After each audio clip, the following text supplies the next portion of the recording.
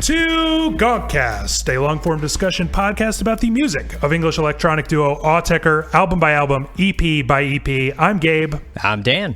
And we're finally back with an episode on arguably the most famous AE bootleg ever, a soundboard recording of a Gotta Hear It to Believe It live set that took place at the Glasgow School of Art on April 15th, 2005. Our plan is to hit on a few more AE soundboards in a follow-up episode soon, maybe packaging in some of the miscellaneous listener emails that have been piling up lately, but we decided we'd give Glasgow its own episode first because it's near and dear to so many of our hearts. That being said, we still want to hear about other favorite AE bootlegs as well as any Autechre thoughts that are on your mind, so be sure to email us gonkcastpod@gmail.com.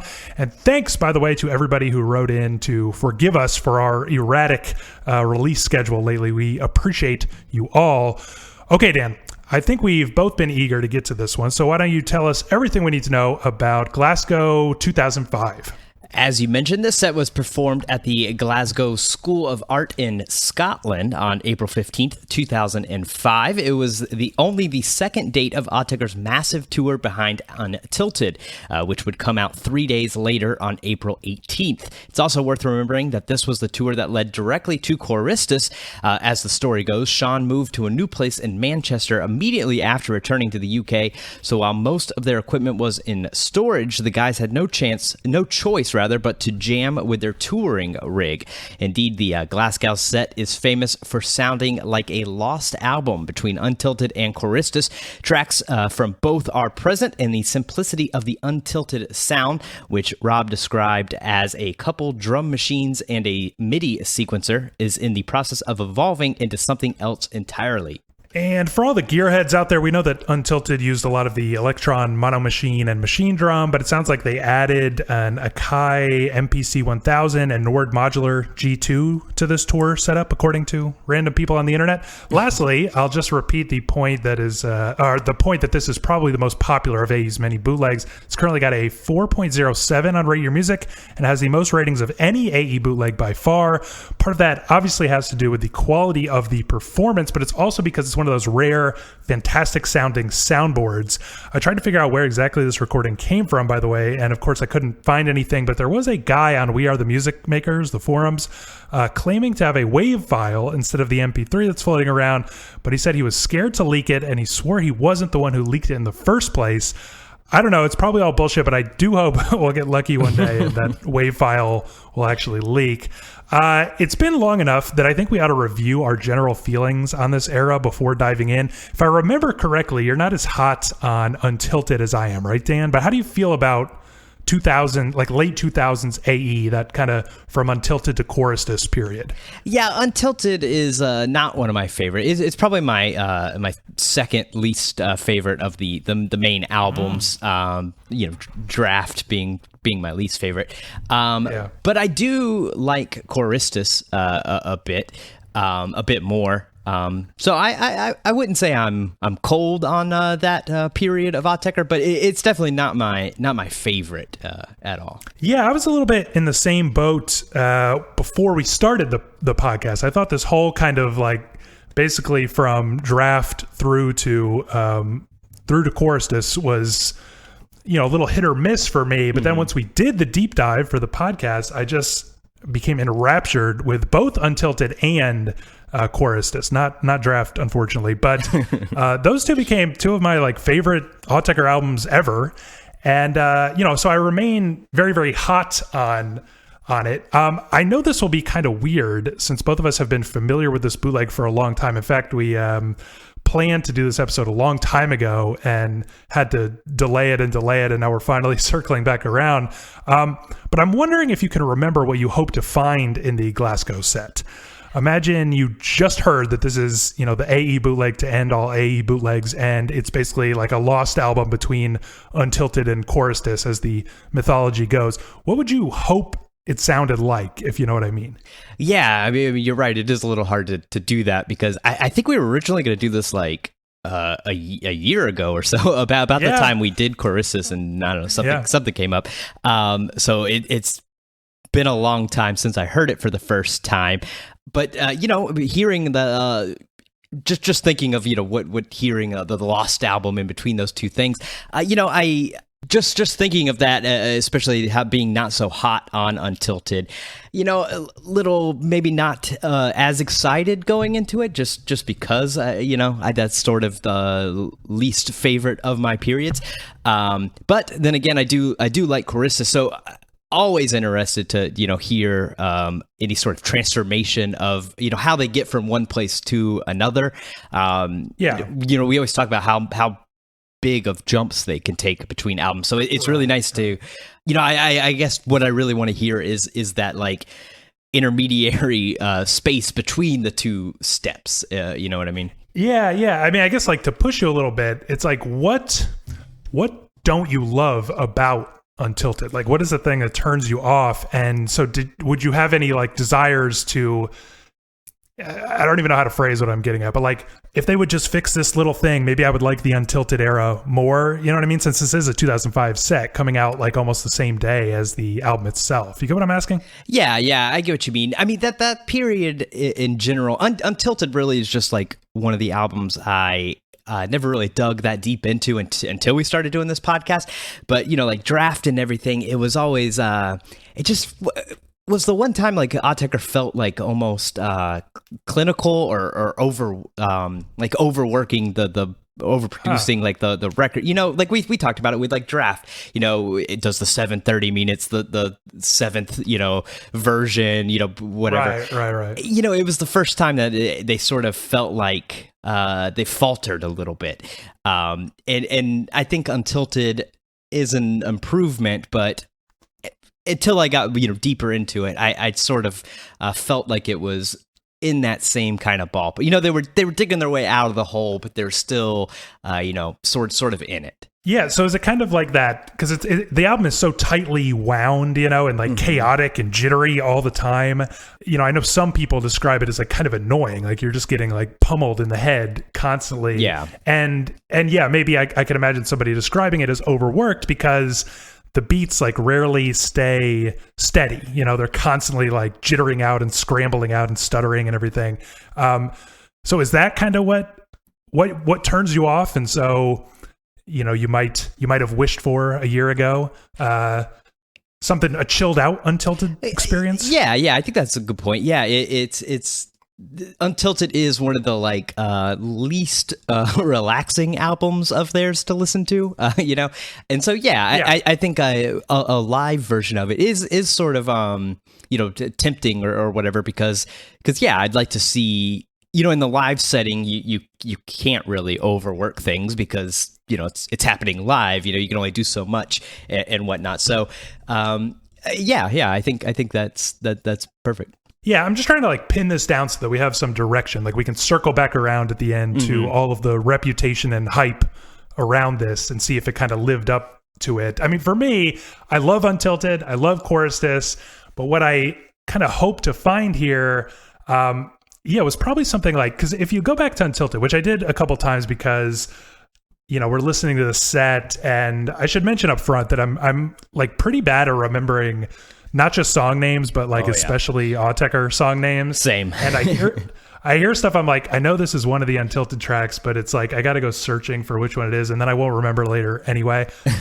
And also, like we spent so much time listening to this bootleg that some of the tracks have become so familiar to me that when I'm re-listening, I'm like, do I know that from somewhere else, or do I just know it from this? I had the same thing today. I searched on YouTube comments to find if it was. I couldn't remember if it was a song I had heard before, or if it was just from hearing the bootleg so much. Yeah. Same exact problem. Yeah, but I mean, anyway, it's just like, so I was kind of revisiting Untilted a little bit, and it is such a dry sounding album. And what I love about Chorus is it sounds like it was recorded in a cavern somewhere, or so. Like everything is like wet and lush and kind of dreamy, distant a little, whereas Untilted is like right up against your head, which I think gets on some people's nerves. But I mean, I think what I was really looking for was like that kind of Untilted energy that I love so much, that like chaotic mess, but dreamier and lusher. Like, I guess like any fan, like the things I like most about Untilted plus the things I like most about Chorus, this is what I wanted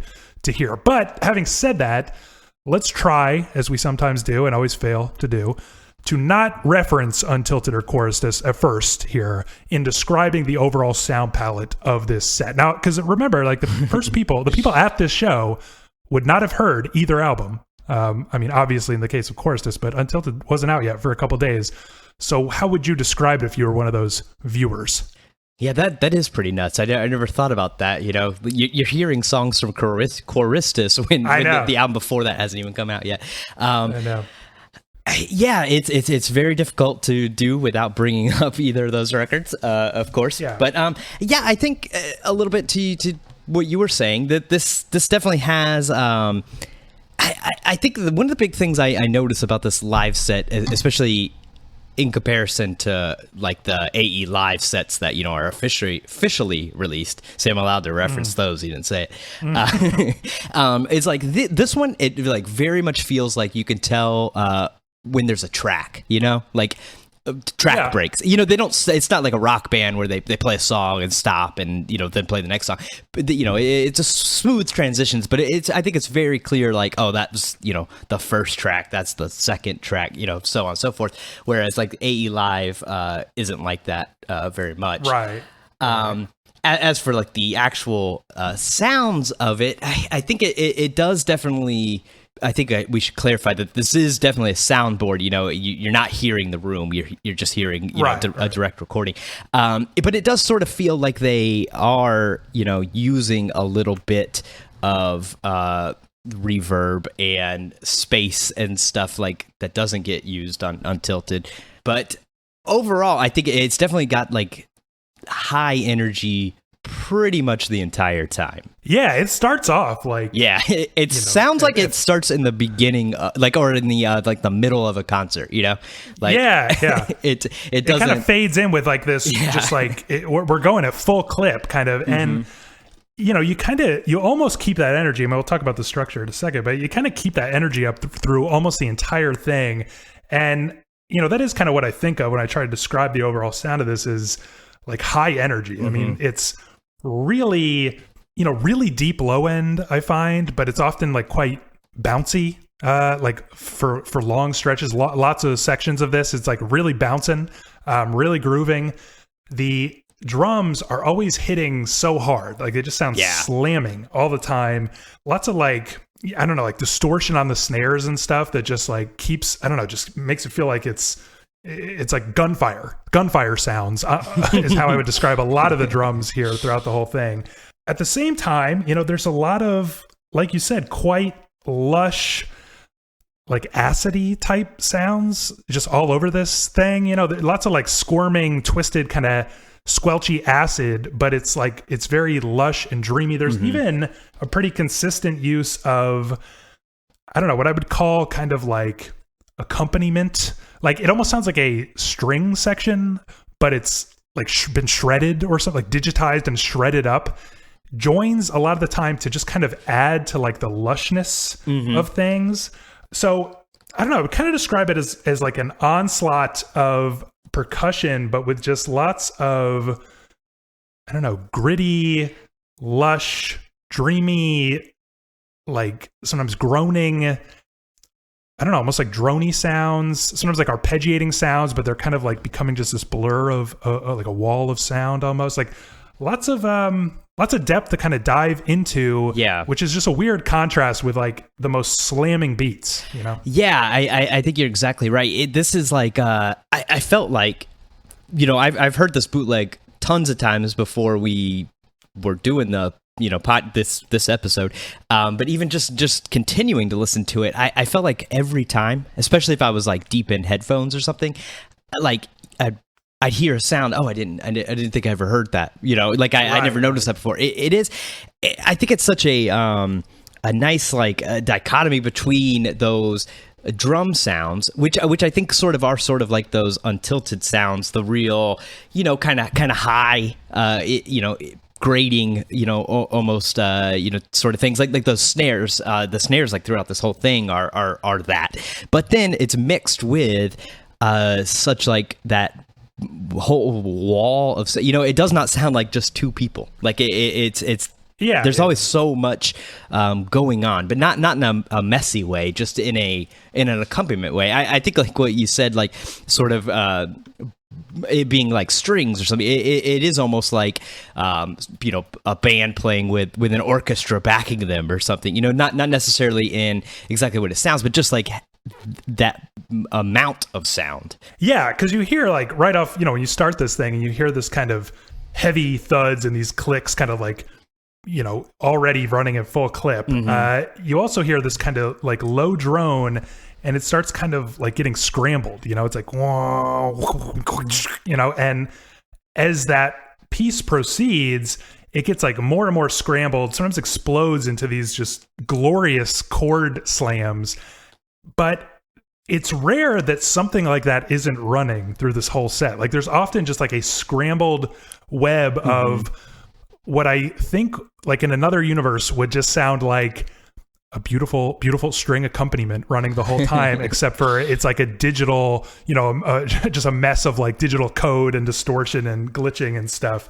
There are very few points, that really jump out at you when you're listening to this, that things settle down, honestly. And yet, I mean, would you describe, because I feel like the drums are banging, but they're pretty steady, if you know what I mean. Like they're not, I guess we can start bringing Untilted and choruses back into the conversation now, but like they're not as maniacal and chaotic as they are on Untilted. Like they're always pretty rock solid. Yeah, they're danceable. It's reined in. I think it's definitely like built for the audience. This definitely sounds like very danceable, especially in comparison with like the later AE live sets and stuff, like the sit down kind of concerts, right. And all.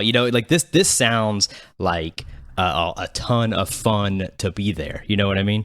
Yeah, absolutely. And, I think there are sometimes, because you mentioned how it's like pretty clear where the tracks transition, and that's true, but they always seem to do some kind of like, like a weird drifting kind of mess that connects the two tracks. You know what I'm saying? Like it'll start to like fracture and fall apart, and that kind of helps them like shift into new territory.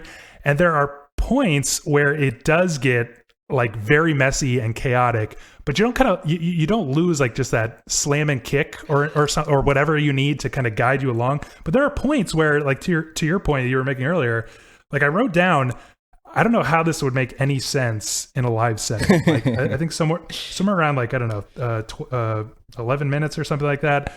It's so chaotic for a couple minutes that in a room, I think it would just sound like an onslaught of noise. Like you would lose it. And there are a couple like transitional moments that it feels like they're flirting with Untilted insanity.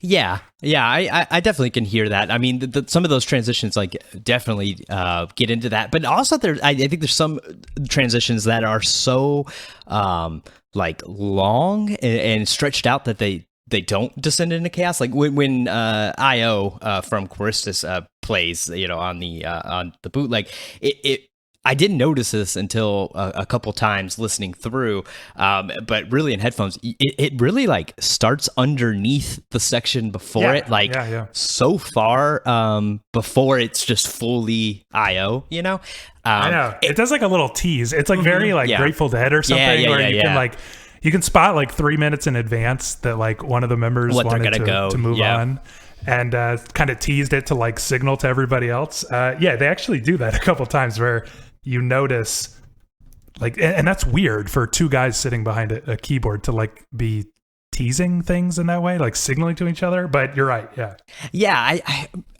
that's a good point. And I wonder how, like, is that planned? Is it them signaling? Because you would think it would just two guys. I mean, they could just speak to each other, or, I think I've made the joke before that they aim each other, while they're playing. Right. But I think that is such a cool thing. And also, like, this may be a little off topic, but it's such a like awesome thing to do for a crowd that's not going to notice that, because this isn't supposed to be recorded or anything, and so you're going to hear this one time. It took me a couple times to like notice some of these transitions and everything in headphones. Like I feel like nobody is really even gonna to notice how IO comes in. I mean, nobody would know what it is yet. Chorus is still a year away or whatever. But I just think like things like that, just those little like signals of perfection, like in these things that nobody's going to hear, but them. I mean, that's what I wanted to ask you this because, and we've brought this up with like every AE live thing we've talked about, but like how jammed is this, do you think? And how like kind of pre-planned is it? Because I believe that they talk about Untilted being like sequenced meticulously. Mm-hmm. Like it was literally just a like press record kind of a thing. Whereas Chorustis, by all accounts, was quite jammed and improvised like in the moment. So when you listen to this, do you think of like them kind of flying by the seat of their pants, or is like everything proceeding exactly as it should? Do you think every night sounded just like this? I mean, we maybe could research that ourselves and didn't bother, but with like crowd recordings and stuff. But what do you think? Yeah, it's hard to say because I mean, even all the records, even Chorustis and stuff that is like jammed, it still sometimes feels like meticulous or whatnot. It's hard to know what they're doing.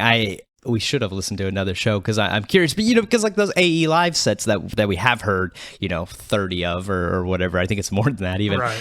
You could tell the skeleton of when you listen to the whole tour. Basically, you could tell it that there's a set they're getting from point A to point B to C D right. Go so on, but it's very like jammed in the way that they get there. I mean, some of those shows are even like 30 minutes longer than other shows and stuff, so it's hard to say without hearing other shows because I would guess that it's that thing, the same as AE Live, but you're right, Untilted was so like meticulously programmed that maybe this one is a little less that, but also, maybe that's why it led to Chorustis, being a jammed record, besides just Sean's equipment being in a different spot or whatnot. Right, but right. I don't know. It really is difficult to ascertain, I think. Yeah. I think I had a hard time deciding. I mean, there are points where it sounds like just a really rock steady beat and foundation,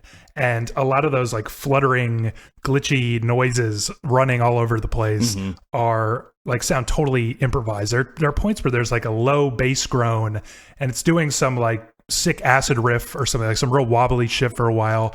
And then it kind of like falls apart. One of these transitional moments I was describing, and as you mentioned, sometimes go on for quite a while, but it sounds like it almost descends into like a wandering feel that feels very like played in the moment somehow to me.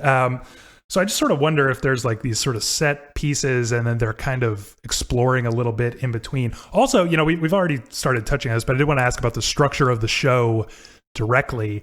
It does kind of feel like it's just going at like the same, high energy speed the whole time. And then with like kind of some wandering in between, but like never long enough for you to lose your heart rate never drops while listening to this. Like it's just as high all the time. No, it definitely feels like if listening to it feels like you're at the same BPM pretty much the whole time, minus just little moments here and there. Some of those moments feel like get a drink of water while you're dancing real quick, but get right back because it's coming full steam kind of thing. Yeah. And I do think like in keeping with Chorustis, actually, we talked about how some of those pieces, they sound like you're just hearing a little section of something that was somewhere, is like on its way to a new thing, and then that's where the track ends or something like that. It's never like I don't even know how to phrase this, like a fully developed, like of course not, but verse, chorus, bridge, chorus kind of a thing. Yeah. It's always like some piece that like shifts into a second piece, and that's the entire track that they release. I do kind of feel that in those transitional moments here. I also feel like it kind of keeps up that kind of high energy, and then toward the end starts to, I don't know, kind of settle in a weird way, but it stays like your heart rate stays up, but it just sounds like the sounds are getting like a little more chill. And then in a really weird, I think ingenious way, I think the big crescendo of this show at the end is actually like they start turning the tempo up, the BPM up. I wrote down, like, are they trying to kill the audience? Like, because this is too fast for anybody to dance. They start like slowly turning it up, but the sounds get more controlled, more dreamier, like just there's like more droning, and there's more like kind of lush ambience running around. Even though the tempo is picking up, it's like a weird ending, but it's almost perfect for a show that already started out too fast, but do you have any other like way to describe the flow? Because we talk so much about the AE live sets, how they're kind of like built around a couple crescendos and stuff like that. This is quite different structurally. Oh yeah, definitely. I don't think this one's not built on like working towards that crescendo. In fact, I think like that there's that huge like kind of peak where it's going like real crazy. It's all those samples are going. It's around like 54 minutes or something. It's like vocal samples, and that really does feel like sort of jam. It feels like remember like when Kanye would play like Runaway live, and he would hit it's the MPC 1000, same thing. He'd just go nuts hitting the button. It always made me think of that listening to this, with that I think it's saying like break or something. And then there's like, well, yeah, that's the pro radii. A bunch of listeners wrote into make fun of us for the way we pronounce this, and I still don't know how to say it right. But from Untilted, that's like the crowd noises chopped up with like the break, and they do kind of go wild with it. I think like it's almost doesn't sound like the original, or I mean the track, the album track. It sounds like they're just firing off this sample like in the most menacing, insane way possible. Yeah, but that like I feel like that's like this huge big thing, and the first time I listened to it, if you're not looking at the the track listing or anything, it feels like, oh, okay, this is the end, but there's like 15 more minutes after. Yeah, and it's an interesting example of what I was just talking about, because actually I think that the album version of Pro Radii, do you know how to say this? No. Rad. I usually always just copy however you say it. You're smart, so I assume you know. But then I get in trouble with incunabula and stuff. I think I got mixed up because I was corrected like so severely by some of our listeners, and now I'm like scared I'm like, is that the right thing that they told me or not? But anyway, multiple radiuses. Yeah, right, whatever that is. So it's a good example of what I was talking about, because I think on the album it's a little bit crazier, and here it is wild how they're firing off the samples, but there is this low like distorted bass groan running over it, which is like very sludgy, like very metal, and like so menacing. And it almost starts to drown out all that chaos. And so it's kind of what I meant by like toward the end of the set, things like start to settle down, but also get more intense at the same time, if that makes any sense. I it's a strange thing to say, but I do get what you mean. I think maybe under the cover of that chaos, like they are sort of, cranking that tempo or whatnot. It's a weird but great choice, I think. Yeah, it's a fascinating thing. I think when you turn this on, if you haven't listened to it before, you'll think, how are they going to, end this with some big bang, and they like somehow pull it off by doing the opposite thing. But let's talk a little bit about the setting, the so-called Glasgow Art School. And I should also apologize on the topic of things we don't know how to pronounce. I do not know how to say Glasgow. Listeners have made fun of us for this as well, so I apologize. We're uncultured Americans. What can I say? Yeah, exactly. I don't know what I'm talking about. If it was New York, I'd know it, Yeah, but anyway, the art school, okay? It's funny because the name might lead you to imagine something like the seated concert halls of the 2016 to 2018 tour, but we both did a little digging. So what is the venue actually like? Yeah, I sort of always assumed it was. I kind of thought of like a theater at the regular school I went to and whatnot. But yeah, I saw some pictures. It looks just like a normal club. It doesn't look like a school at all. It looks like a pretty standard venue, really. Yeah, I know. It looks like straight up like a nightclub. I mean, I wanted to bring this up because I don't know if this is like an American versus UK thing or what, but I went to school for a while in the UK. And our student union building had a straight up club in it. Like it was weird, slamming like every weekend. I mean, the craziest drink deals It was a mess every single time, but really, really fun. And yeah, it was like, I've never seen anything like that in the States. Maybe there are places in the States that have something like this, but I feel like us stupid Americans are going to see the name of this bootleg, the name of the venue, and imagine something entirely different from what it is, because it is like a sweaty, dank ass club, basically, and a pretty, small room. Now, and I feel like it's important to touch on that. We weren't lucky enough to hear from anybody who actually attended this exact show, but we did hear from listener Jeff, who went to the New Orleans date of the 2005 tour, where he and his NOLA friends had a great time dancing.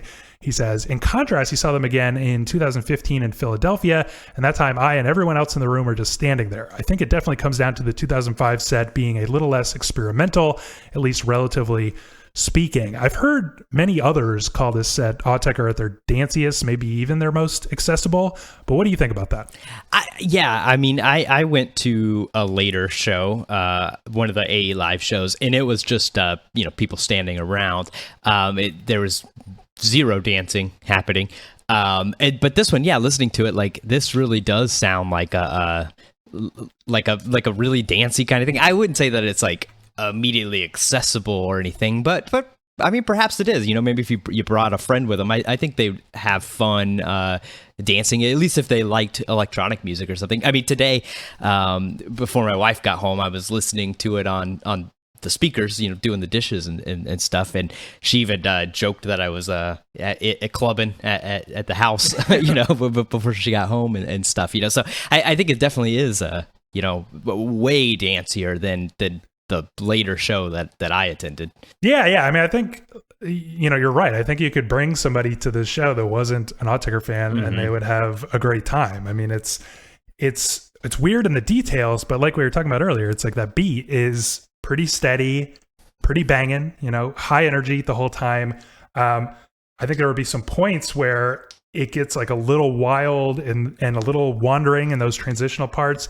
But, like you said, you would really need a drink of water at a couple of points. Like, it would work sort of perfectly. I think you would just have like the night of your life when I listened to this. And there are points like that, pro radii part that I think would, I don't know, just blow your mind. Yeah, it just sounds like the craziest shit is happening. I think things like that too, when you're sitting at home listening to headphones, I think those moments seem like maybe more out there or wild than if you're in there. It's just sort of like part of the the chaos of the concert and stuff. And I don't think it I don't think it sounds like, oh, they've gone full academic or something. You know what I mean? Like when you're there, it's just part of the feeling and the like. I can't really think of a good word for it, but just the like motion of the room or something. Yeah. I think that's steady. That's easily graspable the whole entire time. So I do think that kind of makes it accessible. You don't usually have something like that to kind of lock right onto. In fact, Autechre likes to do the thing where, like, if you try to focus on the beat, it's a bit of misdirection. Like, that's gonna boggle your mind a little bit, and there's some other sound in there that you can kind of anchor yourself to. But here, it's kind of always the beat. And also, I think, we didn't mention this before, but there's lots of amazing melody on this set, which I think is a little different from Untilted. A lot of those melodies are there, but they are quite buried. Like you really got to search to find them when you're listening to Untilted. Those like slamming drum sounds just completely dominate. But here, they're, like we said, it's quite lush. It's quite big and expansive. Some of these melodic sounds. And there are cool parts, like I jotted down somewhere around 34 minutes, where there is this kind of lovely like cascade of notes that is just so, mesmerizing and just like kind of gorgeous. And then it kind of shifts into like this really like super, super deep sub bass line is kind of like bending along with the chords, and the like higher notes and pads start to get a little bit more atonal, and it really goes from like a heavenly dance experience to a hellish dance experience. But I feel like that would kind of affect anybody. Like it would I don't even know how to articulate it, but it's just like you would kind of feel that in your bones, even if you weren't listening too closely, if you were just dancing your ass off. Yeah, because also I think you gotta remember too, like you would be hearing it on a huge venue sound system that's going to be bass heavy and shake your bones even a normal group playing. And then I think when you make it Autechre and they're really going to shake your bones kind of thing, that is one I would like to hear an audience recording of this if it exists, because I would like to hear the room a bit. I wish soundboards are always the best for hearing all the details, but it's often things are sort of lost in that. Yeah, and I mean it's just worth emphasizing. If you can kind of picture what this venue looks like, I think you can. It's easier to imagine. Mm-hmm. Like what a joyous time this must have been. Like, you hear these live shows and you can hear the audience usually, but you think like, I mean, when I know with other bands and stuff like that, but you just sort of think like, God, can you imagine being there? Like, it's the same feeling I get, even though this is just a soundboard somehow. On that note, we also heard from listener Darren, who writes, I saw them play this set in Osaka in a huge venue that was completely packed and the crowd went wild for it. It was without a doubt the biggest venue and audience I've seen for an Autechre show. The art school sounds a little different, right? Kind of a lot smaller. But do you get the feeling that the guys were trying to be more quote unquote crowd pleasing on this tour? Maybe after the very experimental like Confield to Draft era, they were like, let's go get asses dancing.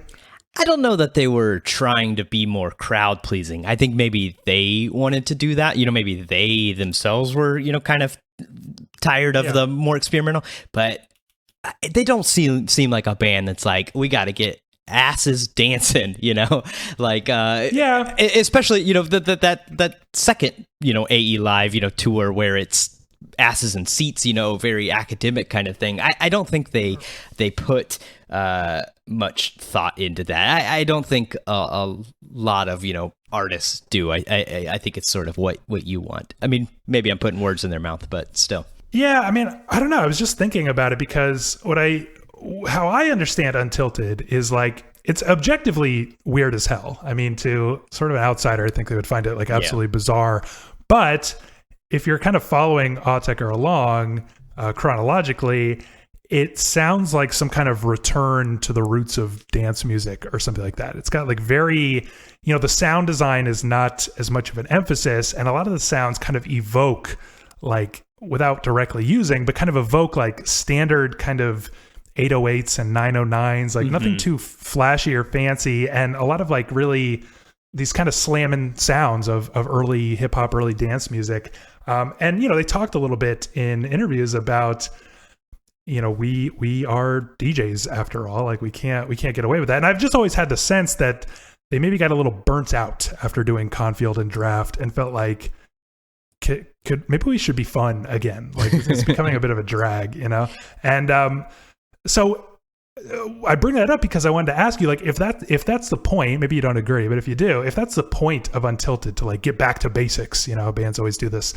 Do you think that, like, do you have any temptation to say that this live recording is actually the better execution of what they were after on Untilted? And it's worth also remembering Chorustus, which seems similar in that it's like, let's actually play again. Like we haven't actually been jamming for a while. We've been like doing these, meticulous tinkering type of albums for a while. Let's actually jam. So if you're not as hot on Untilted, I know you do like Chorustus a lot, but like when you listen to this, do you feel like this is kind of a better execution of what they tried to do on Untilted? I kind of do. I sort of hate to say it, but I sort of do feel like that. It's the mixing on Untilted is not my favorite. I like we've talked about those. Yeah. It's just so high. It's so high heavy. Right. And so dry. This, is like we've got the same drum sounds and sort of the same energy, the same kind of beats and stuff.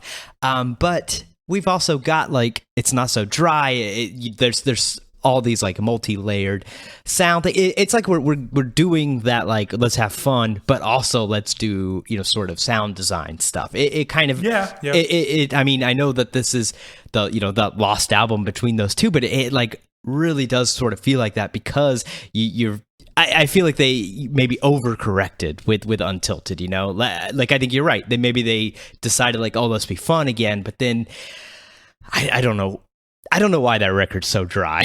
Like I don't know what the choice was there, but this is clearly mixed for the live setting, and I think it just sounds better. Like it's just like a nicer thing to listen to. Yeah, it's weird because like I said, I was listening to this and then I would jump back to Untilted just to check if this was like the thing I was recognizing, and it's shocking because when I'm listening to this, I'm like, oh yeah, this is like the this is like the LCC, like a track, the opening track of Untilted that I love it here, loved it there, and then I jump back to the Untilted version. I'm like, damn, this is way drier than the thing I was just hearing. I didn't even realize, and it's almost like they took, I don't know what they were trying to do with the dryness, but I mean, I mentioned this all through that episode. I mentioned it earlier here as well, but like, what I kind of like about Untilted is it sounds like just, firing line in your ears. And then if you really dig deep into it and listen closely, you'll hear a lot of like gorgeous tones and melodies and even some lush moments. But they're hard to find. And here they're just up front and center. Yeah. And it makes it like a less intellectual experience and much more of like a bodily kind of dance experience, which, so I hesitate to say, because I love Untilted so much, but I hesitate to say it's like a better execution of that, but it's certainly more fun execution. I think that I maybe agree. It's certainly a more fun execution. I think it's really shows how, good they are at knowing, their aim for it. Because, if they played stuff live that was as dry and stuff as Untilted is, that would not sound good. Like not the music, but just like the actual sound would be bad.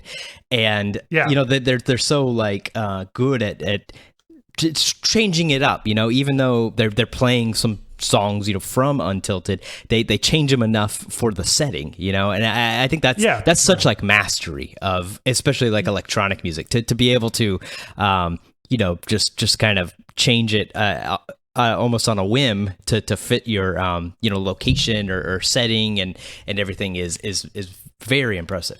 Yeah, well, also, on the topic of the sound, I noticed this interesting YouTube comment from listener Marius, who complains that, quote, the Glasgow soundboard, it sounds kind of thin, presumably to adapt to the venue in which it was played.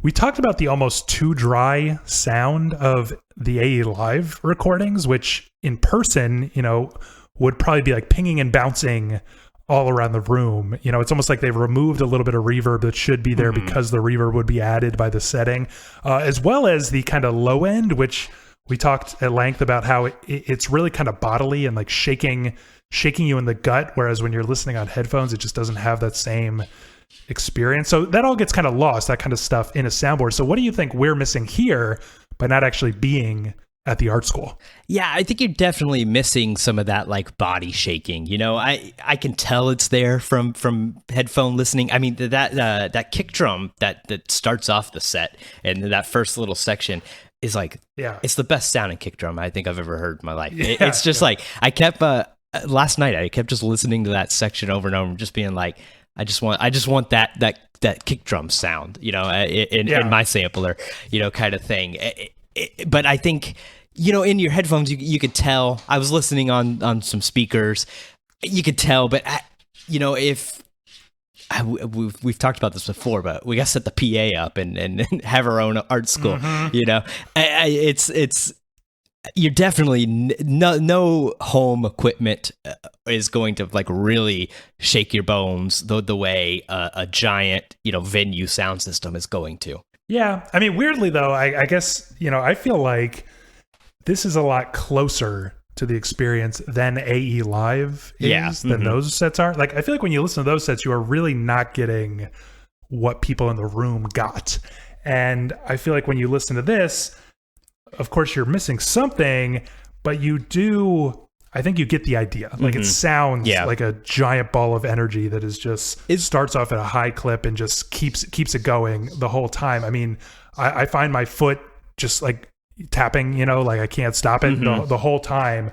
So it feels like a much closer experience to the real deal somehow. Which that's strange that they would release 30 odd recordings of the one that you're losing a lot of stuff from, and then not release something like this. Yeah. Well, I want to ask you what your favorite parts of this set are. And of course, we've sort of alluded to a bunch of them already. But first, let me note that listener Darren shared his favorite segment, which is, kind of hard to describe, but it's basically the extra shimmery part almost exactly halfway through. In fact, I think it's those kind of cascading notes I was alluding to earlier, like really, really pretty part. But what do you love most here? Yeah, I mean, these sections are so great. I mean, I love the way it begins. I love that just like steam train already, rolling down the track, kind of just a fade in, like they've been playing for hours, and we've just now turned on the sound system.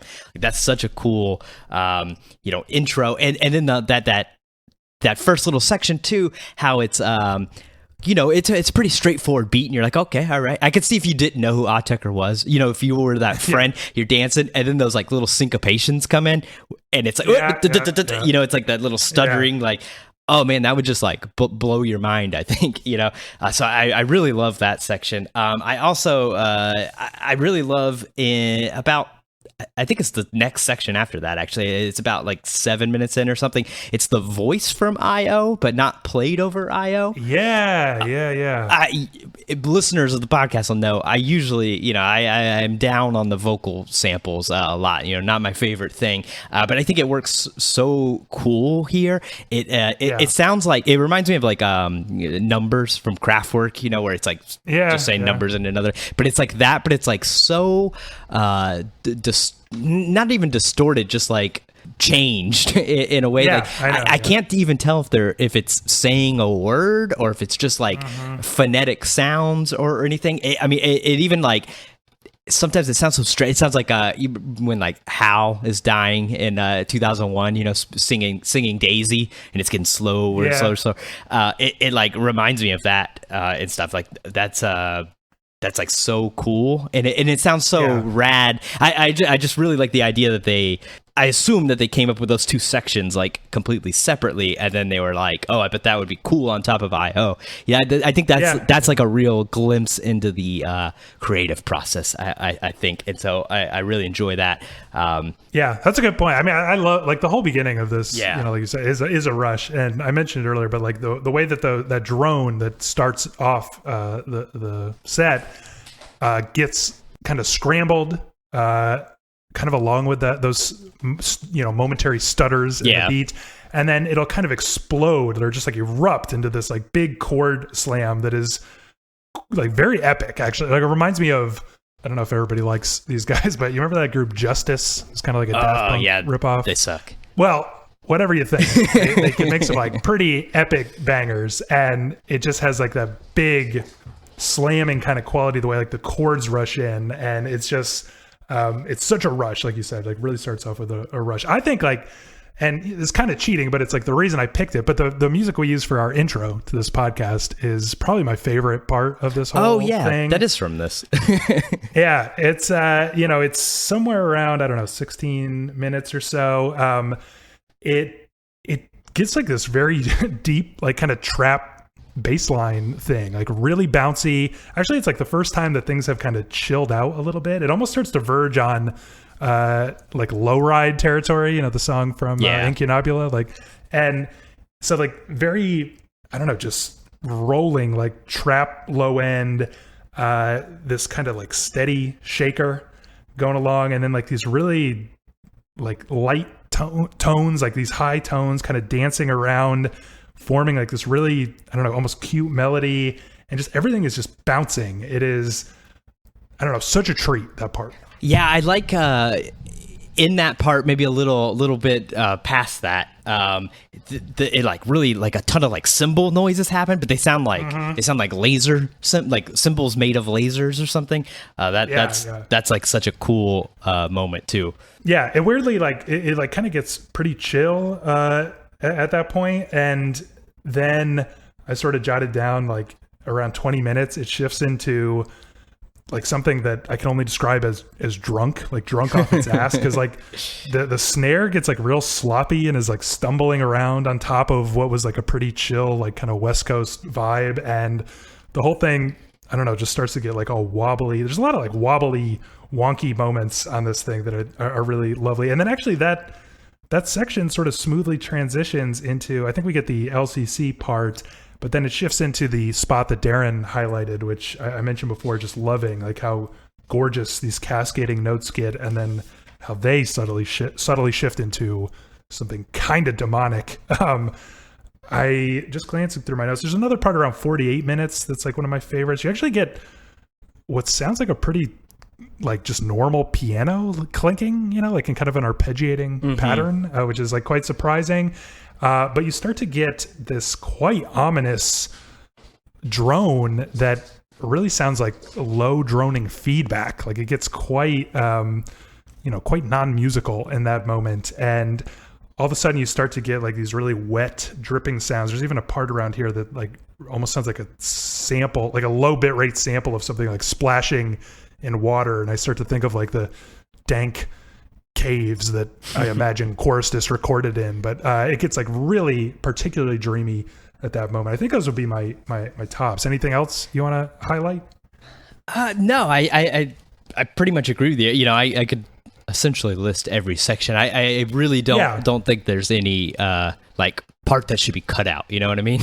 Yeah. Well, let me ask you actually, how do you feel about these incarnations? I guess we touched on this before, but of various Untilted and Chorustis tracks, obviously nobody at the show would have recognized them, but I wonder if you get the same rush I do, like when they get to the quote unquote hits, so to speak. It's like when I recognize IO or LCC, I'm like, hell yeah, like, do you get that same kind of feeling listening to this set? Yeah, definitely. I mean, I think I said it at the beginning of the show, but sometimes I just couldn't remember if I just was getting excited about a part I remember of the show or whatnot. But yeah, I mean, like IO is one I that's one of the songs I like a lot on Chorustis and stuff. So I, recognized it and all. And like I said, I mean, it's so neat to, hear those songs not fully formed and stuff. And the Chorustis part of it. It's just a cool look at the creative process. And then even the Untilted stuff, that which the record's coming out the next day or whatever, but to hear it, it's still, it's never like they just play it straight. It's always like there's something changed about it, even just in the mixing or whatnot. And that's such like an interesting thing to hear. I wish I was better at remembering track titles and right. Yeah. So I could be a little more excited. Yeah, and I mentioned it before, but like that Pro Radii part is just so transformed from the Untilted version in like a way that turns it into a like a metal track. Like it's like that menacing, and it's just such a cool accomplishment, like the way they transform a track I already loved and like make me love a very different version of it. You mentioned this. I was going to ask you if there's anything you don't love here. You said you wouldn't change a thing. I honestly, there's not a single second of this that I'm not like thrilled. Yeah, exactly. It's it's so high energy and like fun that it's an hour and like 8 minutes, I think, and it does not even feel like it.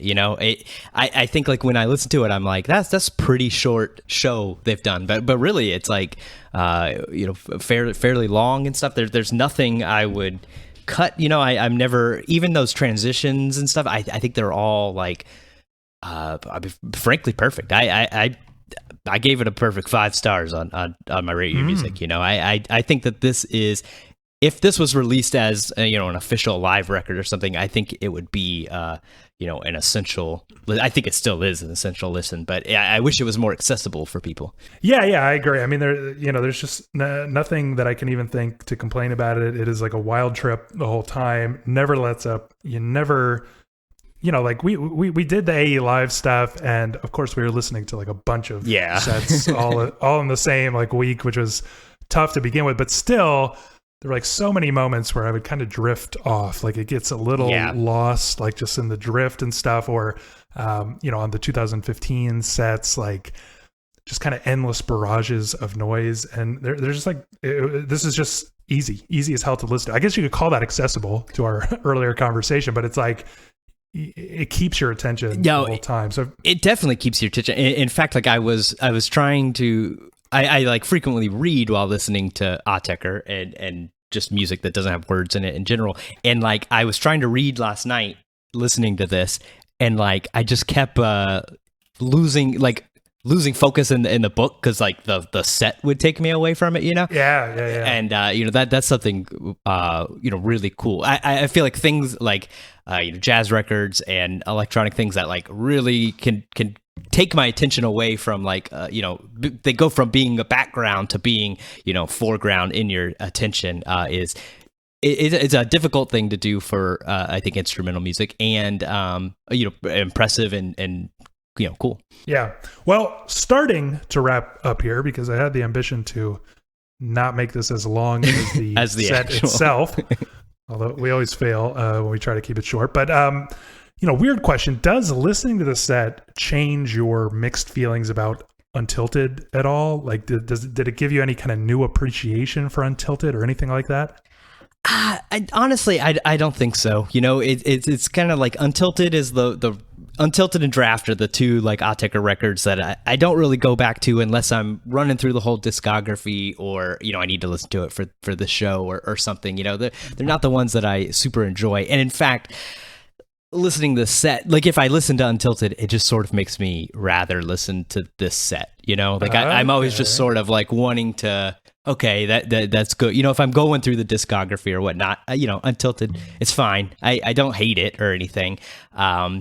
But I just think like this set is such a step forward and better that I always just kind of rather get to it. That's interesting. Yeah, I wonder if others feel the same. I still love Untilted. I love this. I think of them as sounding like actually quite differently, and in a weird way, listening to this set like makes me appreciate how like it makes Untilted sound even weirder, like sort of brings out how weird Untilted really is.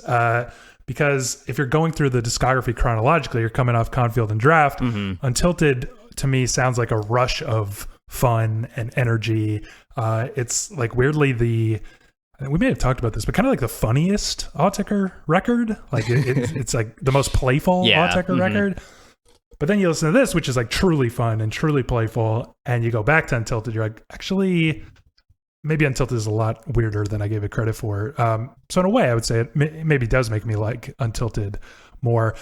Do you think it's fair to describe this as the missing link between Untilted and Chorustus as advertised, or is it like, more one than the other, or what?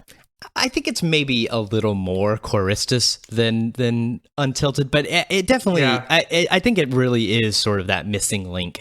There's definitely, you're hearing the transformation of like what will come, Yeah, I agree. I mean, I think like sound palette wise, it's a lot closer to Chorustus, and that kind of really dry, like gunfire sound palette of Untilted is kind of what makes Untilted. So it feels very much very a lot closer to Chorustus.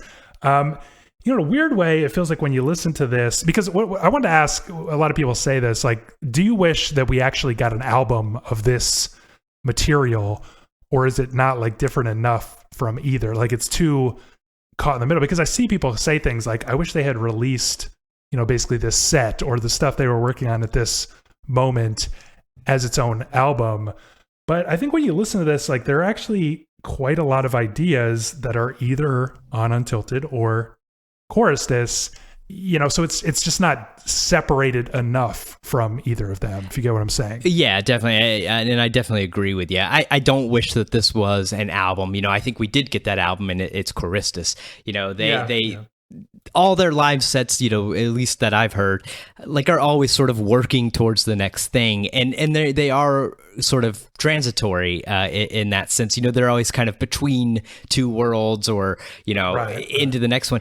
I think I wish they had released this like as a live album. Maybe not in 2015, but like now or when they did the AE live dumps.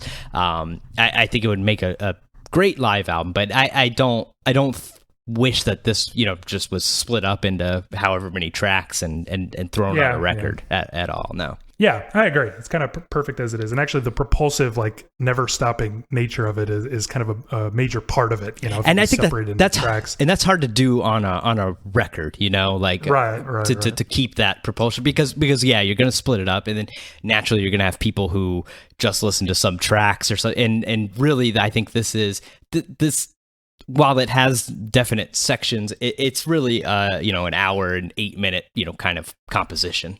Yeah. So as we kind of mentioned, this is the most popular AE bootleg, probably by far. It's kind of the one, like if you ask around, how do I get into AE bootlegs? Like they'll recommend this one. Do you think that's justified having spent all this time with it now? Do you think like what explains kind of that popularity and is it deserved? Yeah, I think it's definitely justified. I'm pretty sure this is the first, Autechre bootleg I ever heard.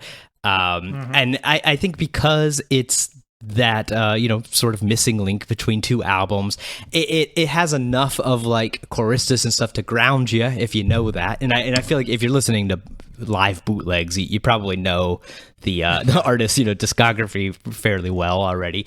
And, Untilted is one of their lower rated records on like Rate Your Music and stuff. Of course, this is lower though.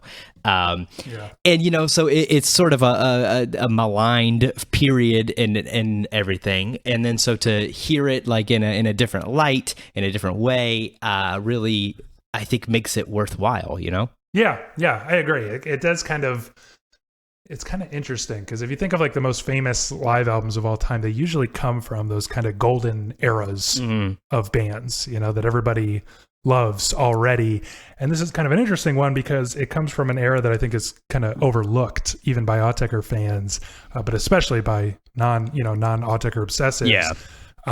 And I think it will weirdly bring that era to life for a lot of those people. So I do think it's like a great... And maybe because you won't be as familiar with it if you're kind of a newcomer with the actual pieces that are here, it may actually even be even more fun, for that reason, because it'll sound like totally new stuff. Now, we didn't actually get many emails on this bootleg. A few people like weirdly wrote in things like, I know you're going to get a ton of emails about this, so I won't bother. But I did want to read this from listener Tyler, who writes, just wondering if you've considered covering any of the more well-known live bootlegs that are floating around out there, particularly the 2005 Glasgow show. Discord turned me on to this earlier this week, and I hadn't ever heard it before, but it's absolutely incredible. I was also pointed to a 2001 Toronto show that was fairly interesting too. I'm not sure what else is out there, which is part of the reason it would be great to hear what you're aware of and or can find and recommend. I think something like this should be our goal on the next episode, just surveying a few particularly cool bootlegs that listeners should check out after Glasgow. What do you think? Yeah, that sounds fun to me. I'd love to get into some of the bootlegs that I don't know and everything. That would be a lot of fun. Yeah, I have a couple go-tos, but I'll try branching out a little bit more. But I think that'll be our goal for next time, so we can talk a little bit more, not this in depth, but kind of survey a couple cool things that maybe you'll want to check out. But that kind of wraps it up. Any other closing thoughts on the Glasgow Art School set? No, really just, if you've not heard it before, it's easily found on YouTube, but don't listen to music on YouTube because it's in 192. But download the MP3. I think it's a 256 is the best quality. Download that. Put on some nice headphones, or hook up an entire PA in your house, and definitely listen to this. Yeah, must hear. I mean, it's like it's such a good time, honestly.